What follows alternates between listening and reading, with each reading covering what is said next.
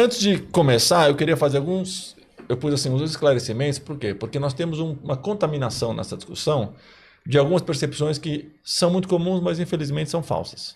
Tá? A primeira delas, a taxa Selic é alta por causa do risco fiscal. O risco fiscal sobe a Selic. E o que é o intuitivo? Os economistas sabem que não é isso, mas quando se passa na mídia fica a impressão que é assim. O governo está devendo muito, o governo está arrecadando pouco, tem pouca geração de caixa. Então, para emprestar para o governo, o mercado exige juros altos. Né? Essa é a leitura. Sim. Né? Bom, essa leitura, quando aplicada à Selic, é errada. Tá? Vou ser bem peremptório. É falsa. Por quê? Porque a Selic não é uma taxa de mercado. A Selic é um instrumento de política monetária. Ela é determinada pelo Banco Central administrativamente. Todo mundo sabe disso, mas na hora de discutir parece que esquece. Agora, antes de entrar nesse ponto, eu quero também discutir a questão do risco fiscal. Por quê?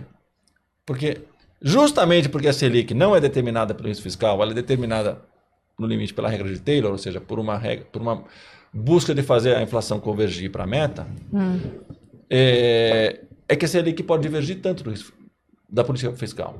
Então aqui eu dou dois exemplos. A gente tem de 2002 a 2000, isso é o que a gente chama de um contrafactual, né?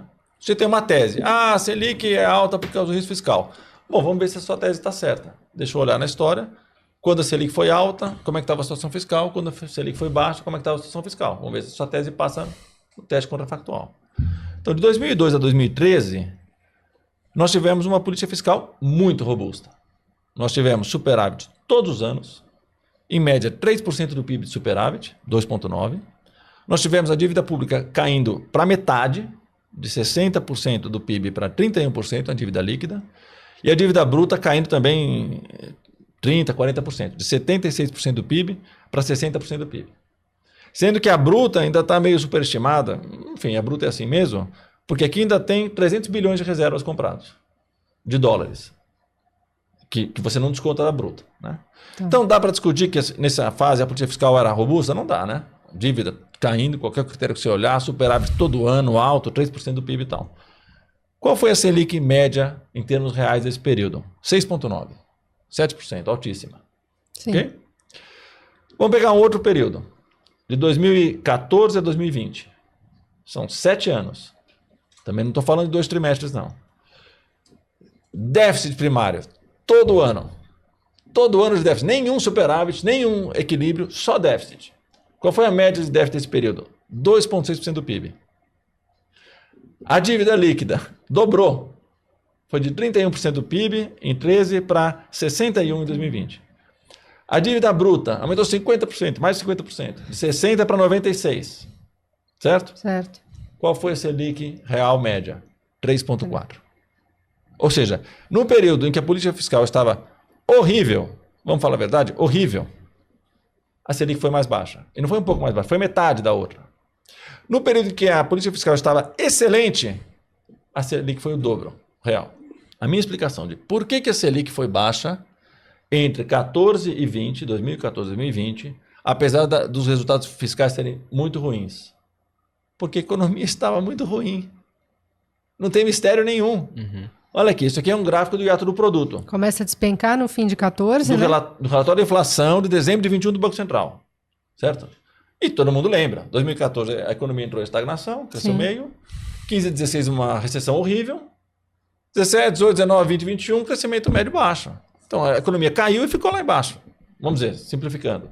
E aí o outro mergulho é a pandemia. Aí o 20 é a pandemia. Você vê que 21 mais ou menos volta para a trajetória que estava de 19. Ou seja, continuou baixo, entendeu? 14 o Alexandre Tombini, né? Na presidência, 14. 14 acho que era o Tombini. Mas então o que aqui eu estou dizendo? Por que o Banco Central pôde reduzir a Selic?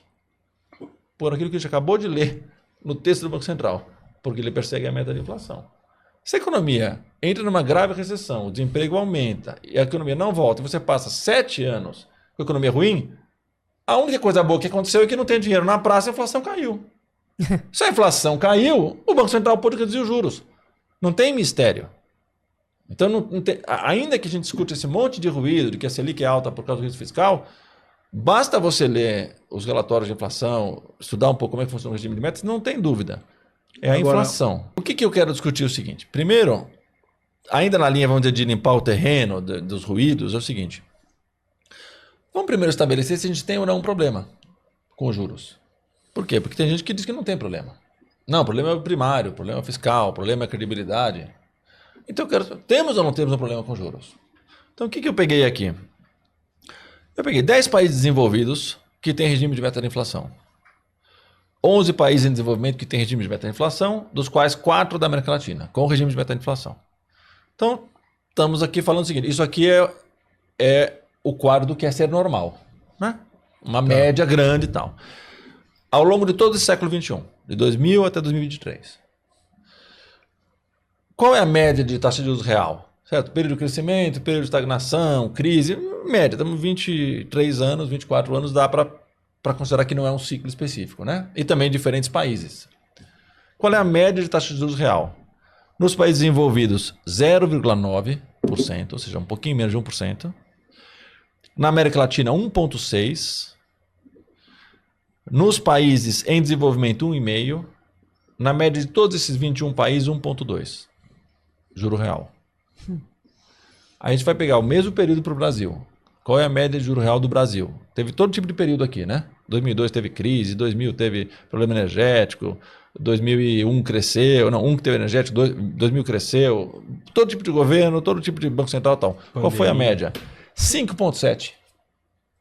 Então nós estamos falando o seguinte, o Brasil, ele gasta, por assim dizer, em termos de juros reais, 300% a 400% do normal. Certo? Então, essa é outra coisa que eu quero estabelecer. Nós temos um problema. Na política monetária, certo? A gente já viu que não é o fiscal, porque o melhor período fiscal o juro foi ainda mais alto. O problema está na política monetária. Tem algo errado na nossa política monetária. Esse é o meu... Estou gostando da tua análise. Esse é o meu ponto, tá? Porque primeiro você tem que buscar o que é normal. O que acontece no Brasil? O Brasil, a gente tem aqui, em juros, a gente tem a boca torta pelo cachimbo, entendeu? Como o juro foi sempre alto, as pessoas acham que então é isso mesmo, mas não é para parecer isso, mas isso é um provincianismo. É o cara que só viveu sempre aqui, só pensou nisso e tal.